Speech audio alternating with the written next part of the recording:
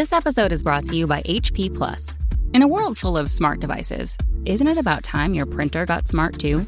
Now printing is smart with HP Plus, and the HP Smart app is how it all happens. You can print from your phone with just a tap, no matter where you are, even from your garage/home office/yoga studio. Huh, that is smart. HP Plus. Learn more about smart printing at hp.com/smart.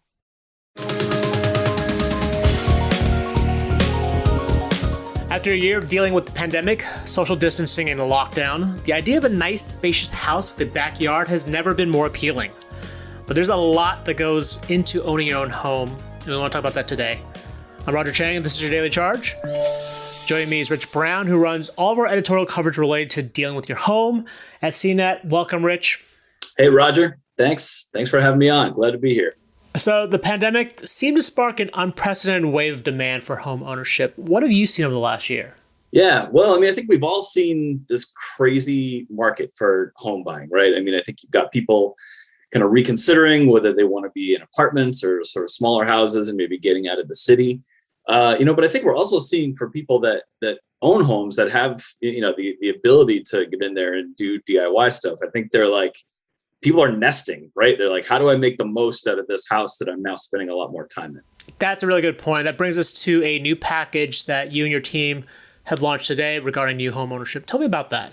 Yeah, so we thought it would be worthwhile diving into sort of what happens the moment you get the keys to your new house, right? It's not so much, and the package maybe gets into a few things before then, but for the most part, we're sort of asking like, what are the first things you should do maybe while you still have the new the prior homeowner in the room, right? When you're doing the signing the contract, getting the keys, or like you first walk in the door before you even moved your stuff in, what should you do? And just sort of trying to think about those first days, weeks, months when you get access to this new house. How do you make the most of that? How do you make sense of that kind of weird transition time period? That's a great point. And full disclosure, I am a homeowner, but I bought an apartment because of a lot of the things that you're bringing up in your stories, the DIY fixes, the sheer amount of responsibilities that come with owning a home were things that intimidated me. So I'm actually eager to read some of this stuff because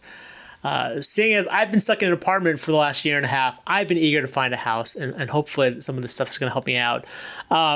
I want to talk about DIY fixes in particular because I am not a handy person at all, and that was the first article that popped up in the series that you have that really drew me in because obviously you buy a house and you think about all the nice things, but obviously there are a lot of problems that homeowners can encounter. I'm curious if you could sort of run through some of those most common issues a homeowner can expect to see when they get the keys to their home. Yeah, some of one of the most obvious ones is painting, right? You're going to be moving into a home, presumably that someone else either made to their own taste, or maybe some developer built this new house, and you really want to make it your own. So, painting is the obvious one, along with all the little like repair jobs that might come with that too, like spackling or kind of fixing the area around your wall outlets and light switches, and just trying to make it look neat and tidy, right? So that's probably one of the most obvious ones, and it's one that you want to do probably before you move in or you get too much stuff in there because then you have to deal with all your furniture and everything, and wall hangings. I'm curious, so these are sort of the areas that I'm intimidated by, painting, wall fixtures, even the minor repairs. I'm curious what advice you might have to folks like me who are not the handiest or a little intimidated by this, especially kind of going into this package. So the first thing I would say is read our package. There's a lot of good info there. But I'll say too that for the most part, a lot of the jobs around the house, the smaller jobs, are doable by sort of the average homeowner, I think. If you get together a basic toolkit, and if you're intimidated, go to YouTube, right? YouTube is kind of, it's sort of a cliche at this point. It's a very handy resource just for wrapping your brain around the steps involved in, say, a single project. And I'd say too, start small, right? If you don't need to think you can get overwhelmed if you start thinking oh my gosh, I've got to repair this entire house. go room by room, go wall by wall, whatever it is for you to start getting comfortable, maybe start on a project somewhere out of the way in case you're worried about messing it up and having it look bad or something. But just go slow, believe in yourself, you could do it. All right. Well, that is super handy. I wish I had you, rooting for me when I first, when I was considering buying a house, because after I looked at a few houses, this seems like a lot of work. Maybe I'll just stick with that apartment. But I believe you can do that. Well, so I'm curious about where that line is, because the DIY story that you have sort of has a nice breakdown of things like plumbing and electrical work. I'm curious what the line is for folks, for DIYers, and I admit, I assume that it'll be different for different people. But in terms of problems that homeowners can tackle themselves versus hiring a professional, is there sort of a line that you sort of draw on when you should do something yourself versus calling someone in? Yeah, I mean, there's maybe not a clear point. It certainly depends on what kind of fix there is. I would say electrical is probably the most dangerous and the thing you want to farm out if you're at all uncertain about your abilities there, or just sort of how it all works.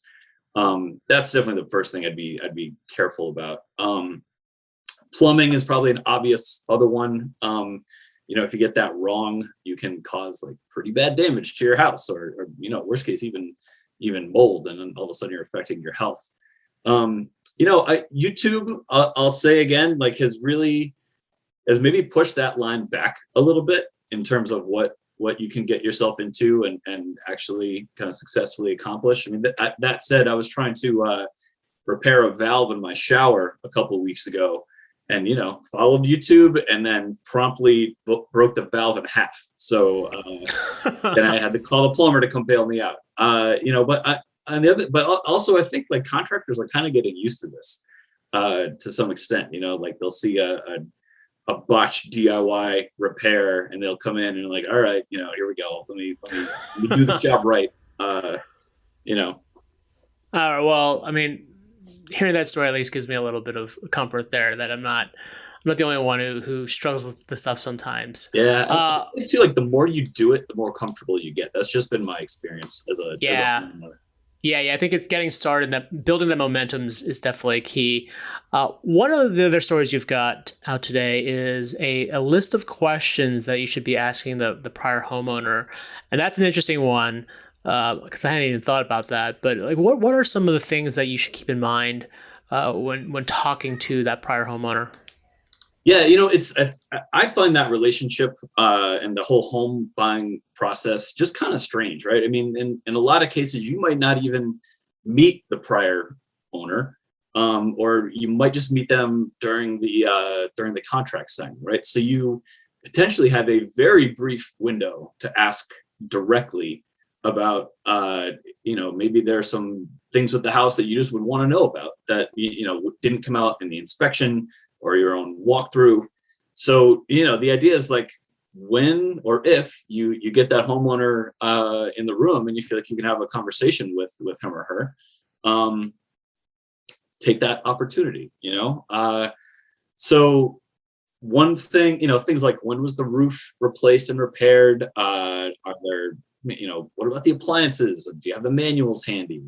Finding the water and gas shut off, getting info about the HVAC system, which can be really expensive. I mean, some of these things might be documented along the way, and you'll uncover them during the inspection.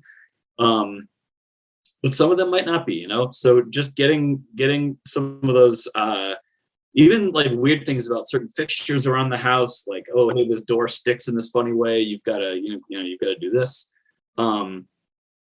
It's just, the idea is you want to take that opportunity when you have it. That makes sense. And then you've got one last article today about sort of how to improve the value of your home, and what are some, I guess, easy, I say easy, quote unquote, but what are some smart ways to boost the value of your home once you've bought one? That's another thing that we were thinking about when we're going through the story. Kind of going into this idea of, you're nesting, right? You're in this house, you're spending all this time there. Maybe it's time to take on a big project or something that could actually benefit you in the long run, not just in the immediate situation.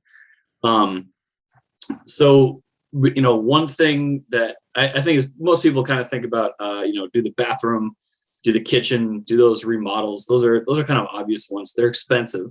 They're not necessarily, probably most cases, not at all DIY. But then there are other things that we did a little research on and found around the house. Things like replacing your siding, or maybe replacing your windows, or heck, even getting in and doing a new garage door. I mean, some of these are major investments, but the return on them can actually be pretty good. I mean, in some cases, garage door replacement, for example, we found can increase, can have like a 94% return on the investment that you might actually make on that. So that, there's a lot of things you can do that if you spend your money wisely, kind of pick your spots, it can really kind of pay off in the end. Great. And I know this is going on the next couple of days. Can you give us a tease as to what other stories we can expect to see in the coming days? Yeah, sure. So this one, I like this package a lot because it's a combination of a couple teams here. It's my home team and then some folks on our personal finance team. So we've got stories, more DIY home fixie stuff, as well as some guidance on like how to work with a contractor, right? How to, how to negotiate, how to get the information that you need from them. And then we've got a couple others on how to finance a home renovation, perhaps when you should think about refinancing your mortgage, what to do if you find out like there's a major issue with your new home that wasn't disclosed or didn't get caught in the inspection. So we've got a handful of stories running over the next couple of weeks. I think we've got some really good ones in here. Awesome. Well, Rich, thank you for your time. You can check out our full new homeowner package at cnet.com. If you have any questions, hit us up on Twitter at The Daily Charge or send for direct text messages from me by heading to cnet.co/dailycharge. If you like what you heard, please rate and subscribe to the podcast. It really helps us out. For The Daily Charge, I'm Roger Chang. Thanks for listening.